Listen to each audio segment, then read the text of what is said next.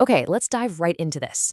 If you are a small to medium-sized business importing goods from China to the US, you already know that choosing a logistics partner is honestly one of the most critical decisions you make for your bottom line. But here's the catch.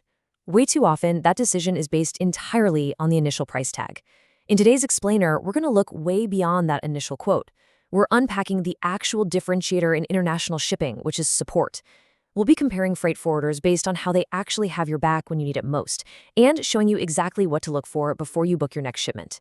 So picture this scenario for a second. It's peak season. You have a massive product launch coming up, and suddenly, boom, you get a notification that your cargo has been delayed or rolled at the port of Shanghai. Total panic sets in, right? Well, this is the real-world pain of delayed shipments that so many SMB importers face every single day. A forwarder's true value isn't tested when everything goes perfectly, it's tested when things go completely wrong. If you look at the business literature on what unhappy customers can teach us, it literally always comes back to communication and support during a crisis. If your freight forwarder just leaves you in the dark during a delay, well, those cheap upfront shipping rates suddenly aren't worth all that stress. And this brilliantly illustrates our roadmap for today. We're going step by step through 1. The hidden costs of bad support, 2. SLA terms and responsiveness, 3. Exceptions and escalation paths, 4. Global players versus specialists, and 5. 3 clauses you absolutely must check. Section 1. The hidden costs of bad support. For a lot of SMBs, logistics really just feels like a David versus Goliath battle. You're trying to move your crucial inventory, but you're just a tiny fish in a massive conglomerate's pond. And when nobody picks up the phone to help you out, the financial impact is absolutely devastating. The true cost of shipping is almost never just that initial freight quote you see on paper. The real drain comes from the hidden costs of poor support when things inevitably go wrong. And when communication breaks down, you start facing unexpected storage fees, demurrage charges, which are essentially just hefty, painful penalties for leaving your container at the port too long, and worst of all, stocking out on platforms like Amazon FBA. Those cheap upfront rates are basically just a smokescreen. They hide downstream disasters that eat directly into your profit margins simply because you didn't have the right support system in place. Moving on to Section 2, SLA terms and responsiveness. Now, what's really interesting about this is that we have to stop settling for vague promises of good customer service and start looking at the baseline contracts. A service level agreement, or SLA, is your safety net. It defines the exact level of service and the precise responsiveness metrics you should actually expect. It answers real questions like, hey, if I email you at 2 p.m., by what exact time are you legally obligated to reply to me?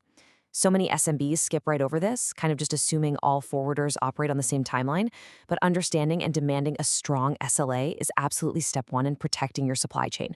Section 3, exceptions and escalation paths. Because look, no matter how rock solid your SLA is, international logistics is incredibly complex. Bad weather, customs holds, port strikes, hiccups are going to happen, for sure. The defining factor of a great forwarder is how they handle those hurdles, and there's a really stark contrast here. With global mega forwarders, you're usually just shoved right into an automated ticketing system. You get a ticket number and you wait. But with specialized China to USA forwarders, you typically get a dedicated account manager. You're not fighting with a chatbot.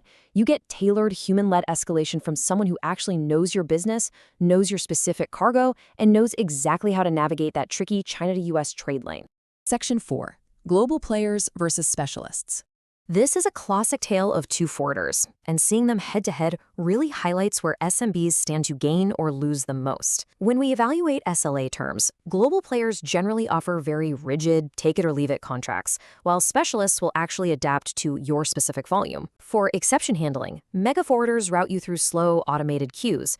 Specialists, like AEB Logistics, for example, really shine here with proactive, human-led fixes to keep your supply chain moving. And just look at the escalation path. You're dealing with maybe 5 tiers of management at a global firm versus having a direct line to a senior operator at a specialist. For an SMB, being treated as a priority rather than a ticket number means faster resolutions, dodging those costly port fees, and ensuring your goods arrive exactly when they're supposed to. Which brings us to Section 5, 3 clauses you must check. Consider this your ultimate importer's vetting checklist before you ever sign your next contract. You need these 3 vital clauses in writing. Number 1, guaranteed response times. Please do not settle for "we'll get back to you soon." You need to demand specific hour windows. Number 2, clear exception handling protocols. If a shipment gets rolled, what is their exact step-by-step rebooking process? And number 3, defined escalation contacts. You need actual names and direct phone numbers for management when things hit the fan.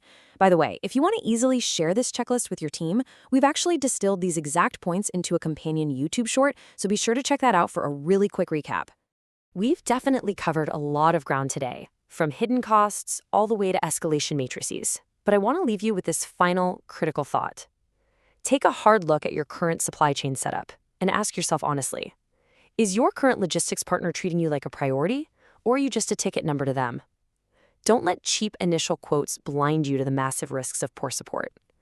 Empower yourself to look beyond that price tag, critically evaluate your shipping agent's SLAs, and ensure you have a partner who will actually fight for your business when the waters get rough. Thank you so much for joining me for this explainer, and here's to shipping smarter.